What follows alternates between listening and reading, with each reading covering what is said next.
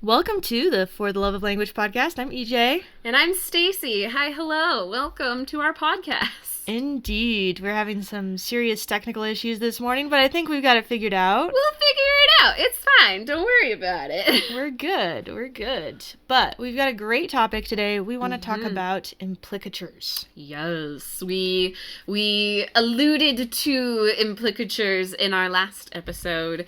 So if you're following along, if you're a consistent viewer, like I'm sure most of you are because you're good like that, then this will be right on topic with what we've discussed previously, more or less.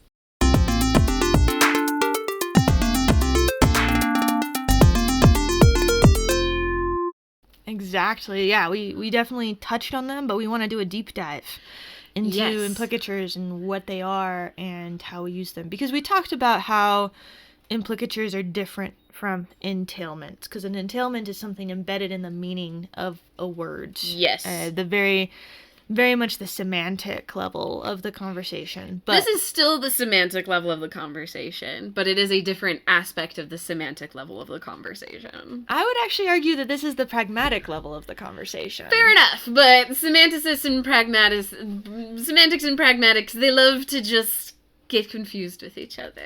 I mean, I learned all about implicatures in my semantics class. That's where they really? That's where they were discussed the most. I learned all about them in my pragmatics class. Well, look at that! No, from what my professor, who's a formal semanticist, said is that, it's good to talk about these things, and they usually kind of, you kind of have to talk about both in order to separate, the pure semantics from the pragmatics. And it's messy and it's hard, but as long as I don't have to do lambda calculus, I'm happy. Yeah, no, that's great. And the point of this episode is not to argue about whether implicatures fall into semantics or pragmatics. No, and nor will I ever fight for such a thing, because I'm not a semanticist.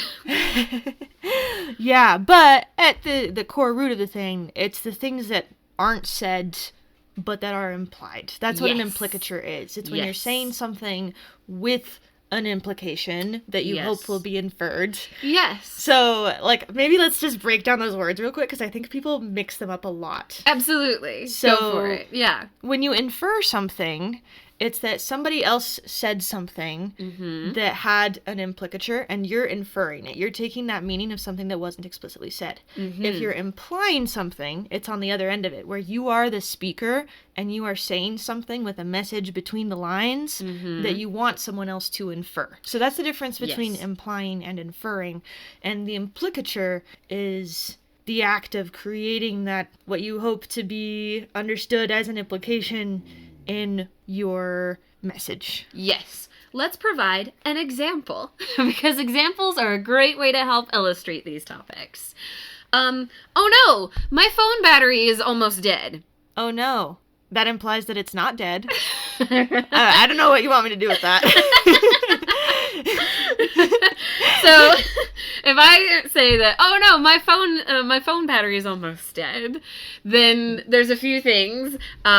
First of all, I could be verbalizing it to, indicate that my phone will no longer be accessible soon. Maybe you're trying to ask me for a charger without saying it. I could be asking you for a charger without saying it.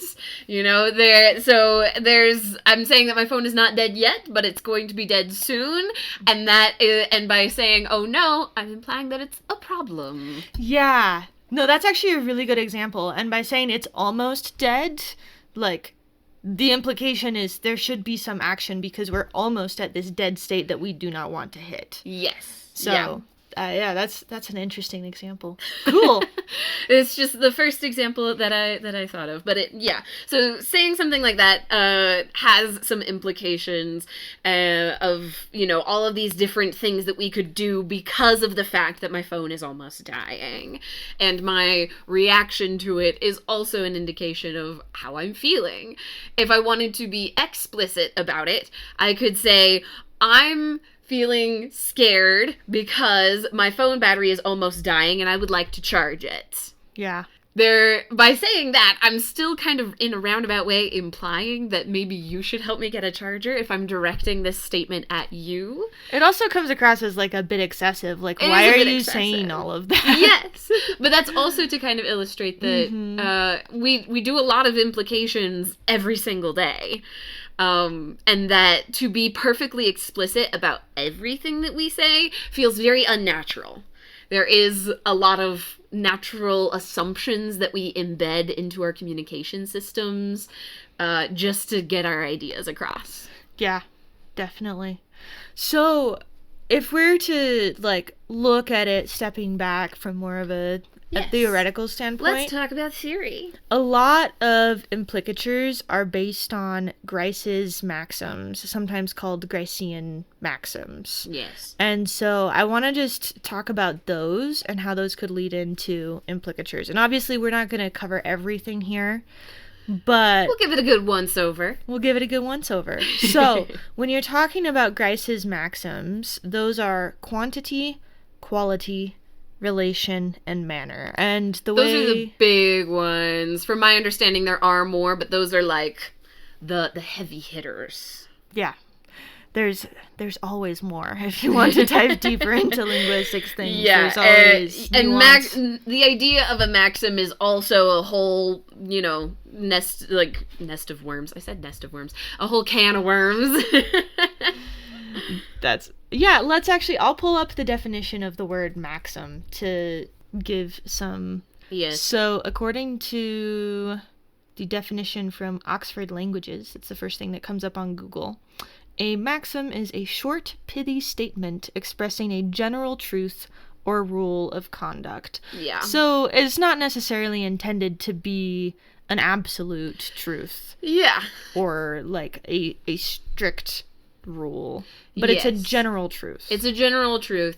And yeah, semanticists and pragmaticists alike all kind of agree that, like, this was, like, a great start. Like, when Grice came up with these maxims, fantastic start. Because it is. They are some generalizations that we've seen in a lot of cases, but they are by no means, like, hard and fast linguistic rules like we've seen in other situations. Where, like, oh, you should probably have a subject, verb, and an object in order for a sentence to be a thing. Right?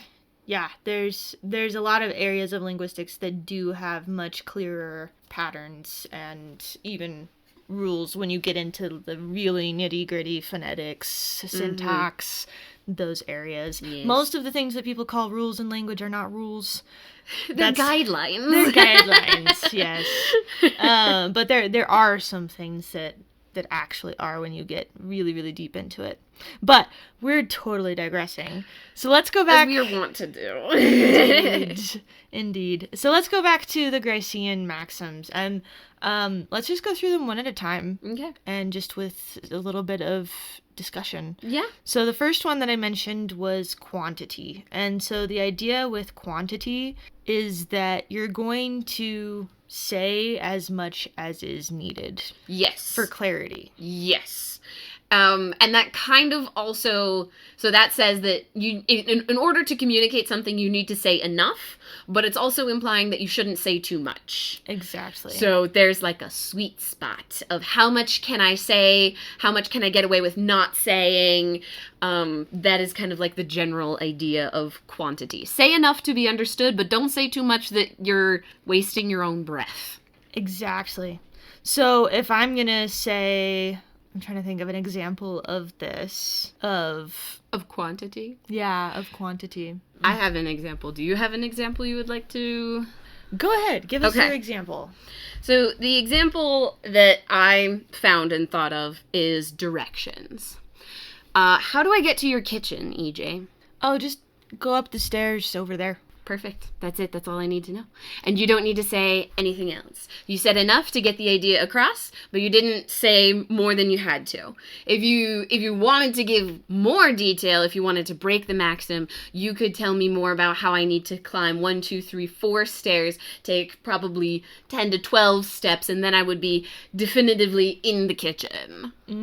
Okay. Yeah, that's a really, really great example, because when we say quantity, it's that you're not saying a lot more than you need to say to get the message across, but you are saying enough. Yes. So you're not saying too little or too much, and that's going to depend very much on your audience. So if I'm giving Stacy directions to my house, she already knows where it is. She already has the address. She already knows how to get there. So I'll actually just say, yeah, meet at my house to do this podcast.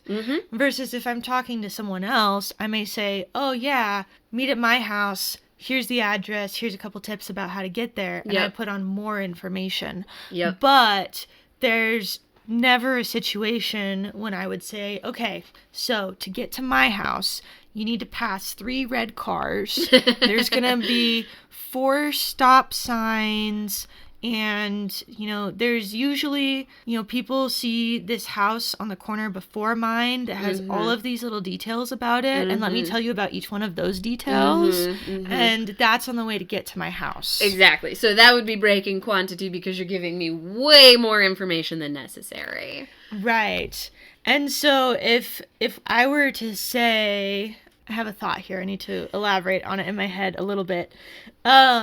But if I were to say, I have 1 boy, right, that means, okay, yeah, I have 1 kid who's a boy. Sure, yeah. But I could put in a lot more detail that would make the 1 sound like maybe there's others that I'm not including in that specific description. Yeah.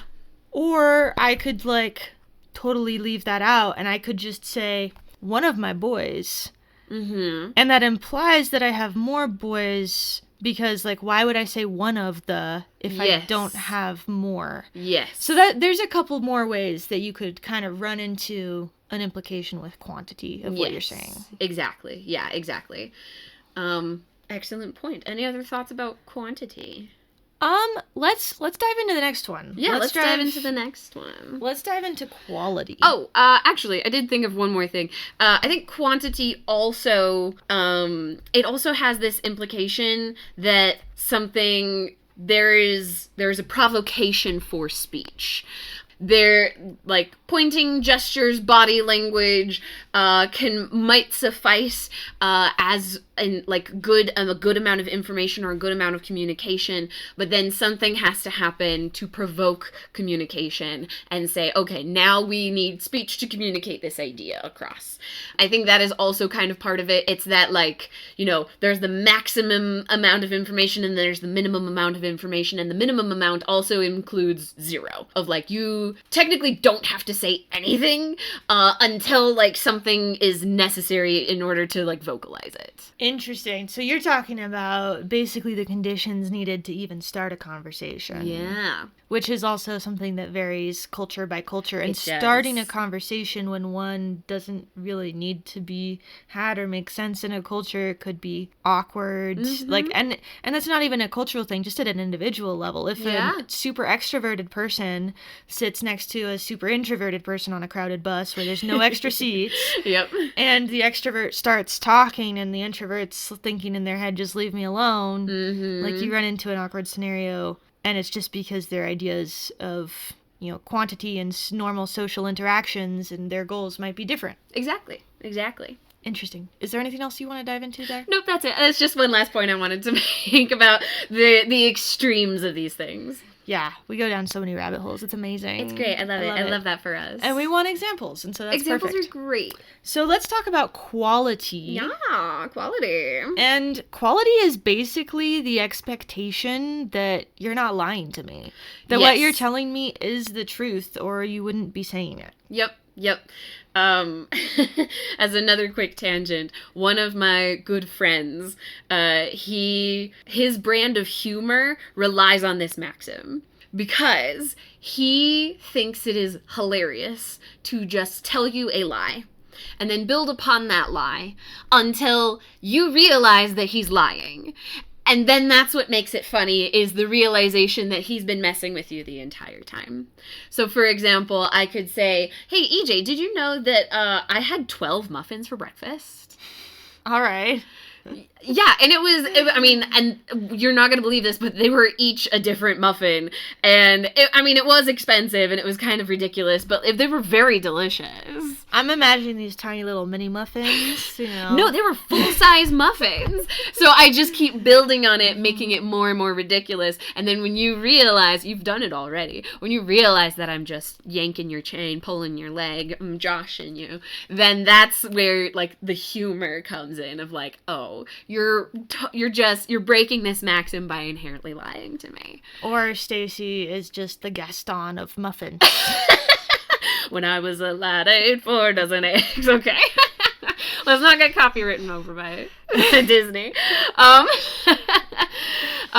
yeah, so the maxim of quality is this idea that, like, if you are choosing to speak and you're choosing to communicate information, it's usually because there is an inherent truth about what you want to communicate. So if I tell, and that's where my friend's joke, his sense of humor, like, subverts that, because we inherently want to believe what someone is saying is true. And so people will always kind of take what you're saying as truth first, unless they have, like, inherently bad intentions. Yeah. Mm-hmm. So let's talk about this. I'm imagining the game Clue, or some, like, detective situation again. And, you run into situations when someone is trying to hide something. Mm-hmm. And then, this kind of goes out the window, right? Like, if you have someone who's lying, they're not following this maximum. There's other things that you can deduce from that. Yes. But let's say a situation where a child steals a cookie from the cookie jar. Uh-huh. Yes. Right? Classic. So let's say the cookie jar was on top of the refrigerator or like in a tall cupboard, right? Okay. And so I ask the child, did you steal a cookie from the cookie jar? And the child says no. No. Because what really happened is that someone else got the cookie jar down from where it was, set it on the table, and took a couple cookies out of the cookie jar and put them on the plate on the table. And so the kid didn't steal them from the cookie jar. He stole them off the table. Right. And so technically, the kid is telling the truth. And so you could argue that there's quality there, but that the quantity is not, because they didn't say as much as was needed to actually communicate and respond with the intent. So if you combine those together, then you definitely have an argument of these maxims being broken. Yes. Yeah. Exactly. Another aspect of this maxim is do not say that for which you lack evidence, is how it's written on this website that I'm looking at. What site are you looking at? Effectivology.com. It's their overview of the Grice's maxims and the principles of conversation. Cool. And I believe that's how Grice actually, like, phrased it, because he's a very old man, so says things in an old-fashioned way. But yes, it's this idea that, like, you're not going to go around just coming up with falsehoods just for the sake of it. So it kind of goes back to that example that I shared about my friend eating muffins. But in this case, I say, oh, EJ, you must have eaten 12 muffins today. You look really healthy. I don't know how to respond to that. Right, because I'm saying something, I'm saying something that has no evidence for it. There's nothing that tells me that you had muffins today. I have no reason to believe that you did eat muffins today. So I'm just sharing something that is maybe not false, but I just don't have any basis for that, like, information. That kind of ties directly into the next one. Ooh. Which is relation, or the information that you're giving is relevant. Yes. Let's talk about relevancy. Because if you just start giving me information that's not related to anything that we've talked about, I might assume there's a relation when there's not, because generally we don't just pull things out of thin air. And I think this relates to the logical fallacy that we talked about of the red herring. Yes. Right? Like, why are you mentioning this thing? Or the idea of Chekhov's gun, right? Yes. Why are you bringing this thing up if it's not going to matter later in the story? Yep. If it's not an important part of this investigation, if it's a mystery. Right. And so you get people deliberately breaking that in the usage of a red herring. Mm-hmm. And the breaking of that is what makes it interesting. Right. Exactly. Yes. So the idea of what you're saying should be relevant. There's this idea that we all, like, if you are provoked to speech, what you should be saying should be relevant to your context. So if we're talking about that extrovert and that introvert on the bus, you would hope that the extrovert has a reason and a relevant, like, a relevant thing to talk about. Maybe they noticed a book that the introvert is reading. Maybe they're commenting on the traffic and how come the bus isn't going very fast. There are situations where that doesn't happen, and some people will just start talking about their life, the universe, and everything, even though there's no relevant context. But that's where you get those awkward moments and that breaking of social conventions, because what they're saying has not had any relevance or context for what's going on. Absolutely. And Stacey, you brought up an example of this earlier that I want to touch on when we were actually doing a tiny bit of planning before recording this episode. We do some planning for this episode, for these podcasts. Not a whole lot, but like we do some, just a little bit. Yeah, it depends. It depends. It very much depends. But what you brought up was pronoun ambiguity. Yes. And so, if we're having a conversation about my dog, and then, I'm saying something with, oh yeah, he is such a terrible individual, you're going to think I'm talking about my dog, and not that I'm talking about some, like, ex-boyfriend or something. Right. Yes, exactly.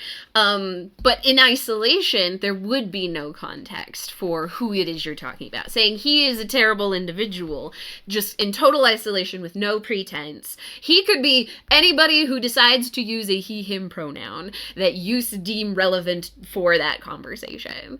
And so you can technically string together, he said that she said that they went to the park together, and you have no idea who I'm talking about, because those he's and she's and they's could be indicative of anybody. Which is not useful. Which is why if you're having a good faith conversation, you don't change who your pronouns are referring to without their antecedents, without saying who you're talking about or having it in the context. But if you wanted to, like, deliberately mislead someone, then you could be talking about something and then use the same pronouns to refer to something else, and maybe technically you're not lying, but anyone who's looking at that is going to see through it as deception. Yes. But this kind of gets into this area of the fact that pronouns are inherently implicatures, where they demand previous context in order to be useful at all. If I'm just throwing around he, she's, they's, it's, them's, us, then it's not useful unless there has been context for what those pronouns are. So you would need to be explicit at some point about what it is you're referring to, and then you can use the implicature, the pronoun, to then kind of subvert and be less explicit. So you're trading in your maxims for another, right? You're saying that I'm going to say something that's relevant, but in order to do it concisely, I'm going to trade this proper noun in for a pronoun, so we don't have to keep saying the proper noun over and over again. So it's kind of a fun built-in implicature that I think most languages have pronouns. And that's an interesting crossover as well between semantics and pragmatics, because where do you call that line of like, yes, the meaning was embedded, the person who we're talking about was stated previously, but it's not stated here. So like, yes. where do you draw that line is kind of an interesting question. I also think that pronoun ambiguity gets really interesting when you're talking about pronouns that refer to the general populace as opposed to an individual. Yeah. So, like, I could be talking to Stacy, and I could say something like, when you go to the store and you see this really delicious thing on the shelf, and I'm not actually talking about Stacy going to the store and seeing a delicious thing on the shelf, but I'm talking about the general experience of that happening. Yes. Or people will say, oh, you know what they say. Yes. And they does not refer to a specific antecedent. Is that the way to say that? Antecedent? I mean, I say antecedent, but I don't know if I've ever said that word out loud. We're having a moment. That's okay. I've heard it as antecedent, but it is fully up to you how you decide to pronounce it. I understood what you were saying. Anyways, the they in that instance does not refer to a specific person that we referred to earlier in the conversation. So you get into some interesting, more nuanced situations where it might not be obvious if I'm referring to you or if I'm referring to the general you. Yep, exactly. Same with kind of the royal we. I'm a huge fan of the royal we. Is a way to refer to like yourself and your own personhood, but as if you're having a conversation with yourself, as if you were two people. I think royal we is fantastic.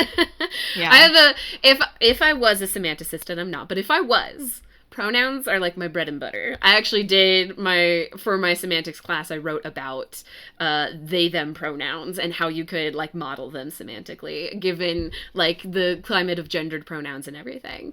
But I love pronouns. There's also an interesting, just as like a weird one-off side note, when we're talking about general populace, I love the use of one. Like, one must always look both ways before crossing the street. It sounds so formal. I know, but I like it. It's such a fun way to do it. Oh, it's not a bad thing. It just sounds very formal.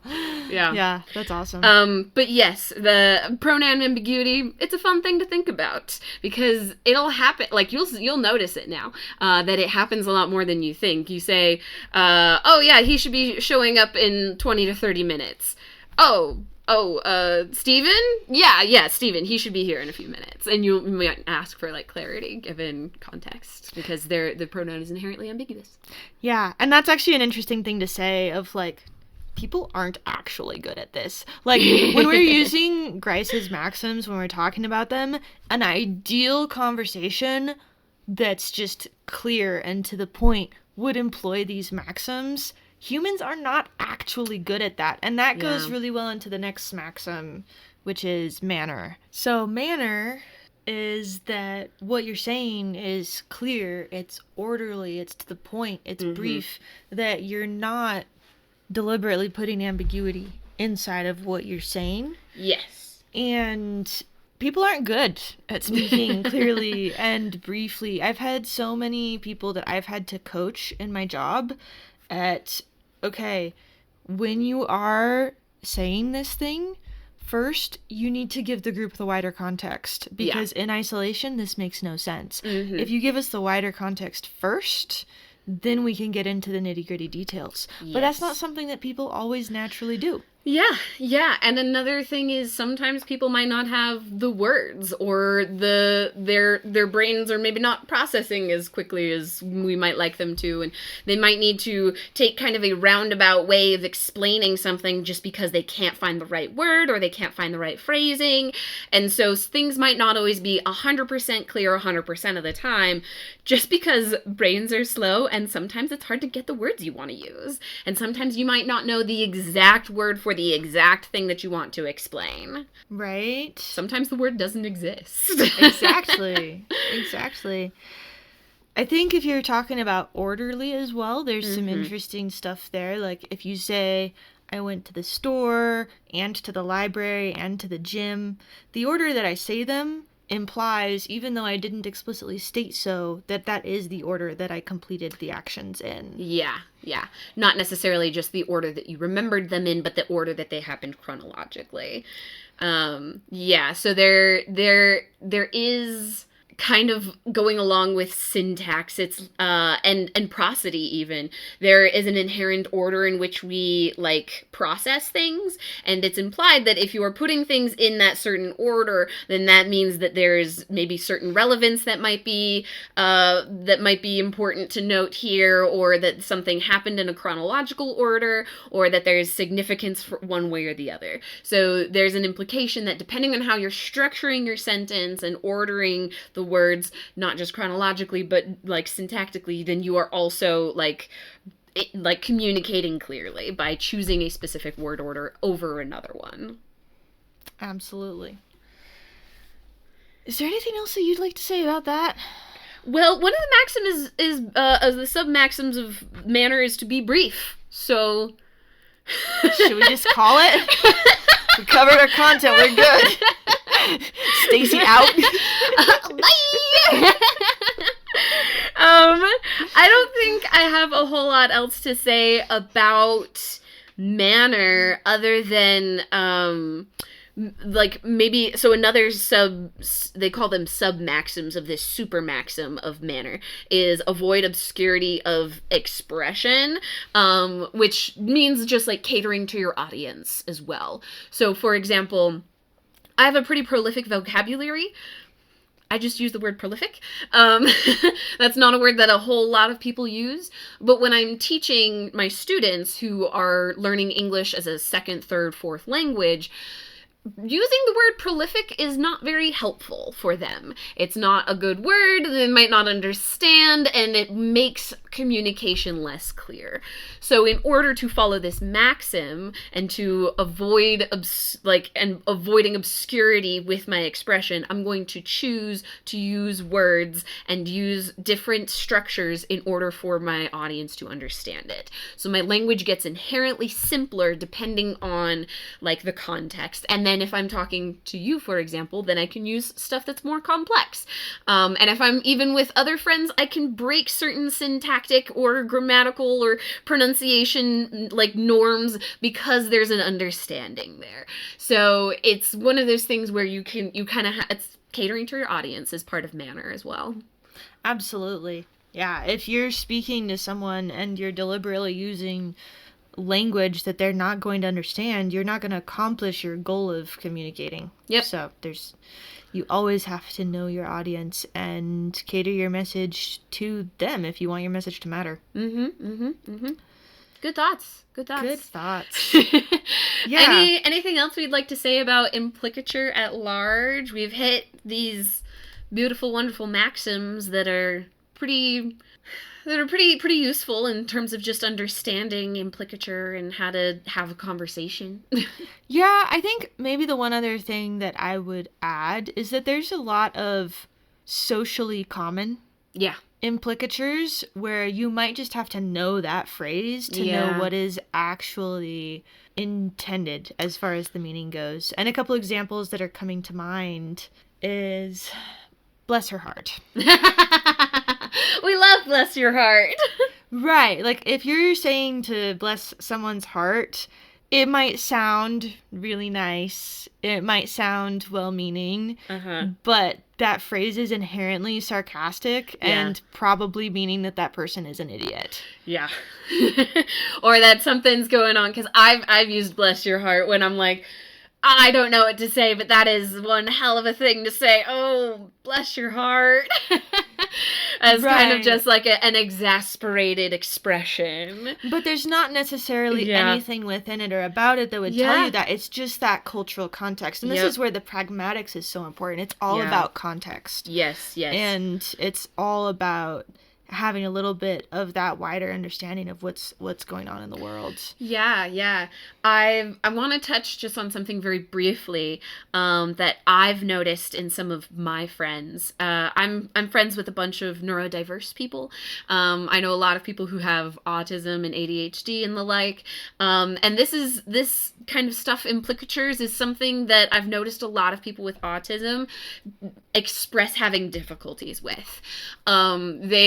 And there's usually some kind of miscommunication about being too explicit versus being too implicit, and where do you draw the line, and how explicit do you need to be, how versus understanding how the implicature is being used by another person, and having this sort of miscommunication about implicatures is what I've noticed a lot of people with like autism usually kind of struggle with. It's not that they don't understand what's happening, it's just that there might be some implications that they're not taking into account. Because all of these maxims and all of these social structures, they all stack up, and it can be very complicated to like converse when things are heavily implied. Definitely. So if you're using implicatures and there's a message that you really need to get across, asking, do you understand, is not necessarily a good question, but rather asking, like, what someone understood or what they took away, or asking them to repeat back the message is a really common way to make sure that understanding actually happened. Because sometimes you might ask, oh yeah, do you understand? And someone might be like, yes, even though they missed some really important pieces of that message. Yeah. But also when you're speaking with people who, maybe it's situations with neurodiversity, like Stacey mentioned, but maybe it's also someone is a second language learner. Yes, yeah. Or a third or fourth or fifth, whatever it is. Yeah. But maybe it's not your native language. And so if you're speaking to someone who is learning the language, it's kind to speak more explicitly and to speak more directly to help them understand what you're saying and to avoid idioms as well. So there's definitely, and that goes along with knowing your audience. Yeah. In both cases. But yeah, there's definitely some interesting things to be aware of there. Yes, yeah. So I just wanted to throw that out because it is something, as I've just kind of been in neurodivergent circles, this is the area where it seems like people have the most struggle, which is understandable because language is a constant negotiation on all levels, from phonetic up to pragmatic, and far and beyond. We are constantly having to negotiate with whoever we're communicating with on how and what and why we're going to say the things we're going to say. So I guess as we usually end our podcast, be nice to each other. Be a little bit gracious when it comes to your language use, and be aware of your audience, and be willing to be open to the negotiations should they need to happen. Definitely. So hopefully you enjoyed hearing more about implicatures and diving into Grice's Maxims. Definitely let us know if you have any thoughts or questions at For the Love of Language on Instagram, and we'll see you next time. Bye!